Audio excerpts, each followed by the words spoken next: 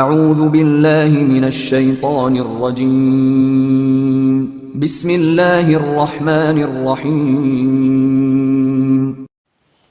نحمده ونصلي ونسلم على رسوله الكريم اما بعد فاعوذ باللہ من الشیطان الرجیم بسم اللہ الرحمن الرحیم۔ آج کی حدیث مبارکہ کا موضوع ہے پریشانی دور کرنے کے لیے نبوی نسخہ۔ حضرت ابو ہریرہ رضی اللہ تعالیٰ عنہ فرماتے ہیں کہ ایک روز میں رسول اللہ صلی اللہ علیہ وسلم کے ساتھ باہر نکلا، اس طرح کہ میرا ہاتھ آپ صلی اللہ علیہ وسلم کے ہاتھ میں تھا۔ آپ صلی اللہ علیہ وسلم کا گزر ایک ایسے شخص پر ہوا جو بہت شکستہ حال اور پریشان تھا۔ آپ صلی اللہ علیہ وسلم نے پوچھا کہ تمہارا یہ حال کیسے ہو گیا؟ اس شخص نے عرض کیا کہ بیماری اور تنگدستی نے میرا یہ حال کر دیا۔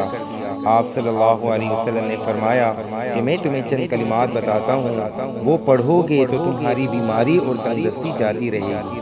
وہ کلمات یہ ہیں: توکلت علی الحی الذی لا یموت، الحمد للہ الذی لم یتخذ ولدا ولم یکن له شریک فی الملک ولم یکن له ولی من الذل وکبرہ تکبیرا۔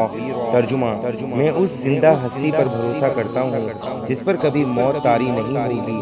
تمام خوبیاں اسی اللہ کے لیے ہیں جو نہ اولاد رکھتا ہے اور نہ اس کا کوئی سلطنت میں شریک ہے اور نہ کمزوری کی وجہ سے اس کا کوئی مددگار ہے، اور اس کی خوب بڑائیاں بیان کیا کیجیے۔